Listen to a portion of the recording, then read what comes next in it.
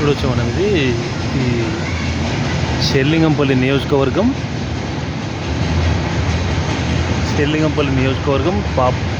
Surabhi colony Surabhi colony. ఇక్కడ ఇది కాలనీకి సంబంధించిన వాళ్ళంట చంద్రశేఖర్ 140 గజాలు కబ్జా చేసి ఇంకా ఆయనకున్న 120 గజాలు మొత్తం కలిసి అపార్ట్మెంట్లా కట్టుకున్నాడు.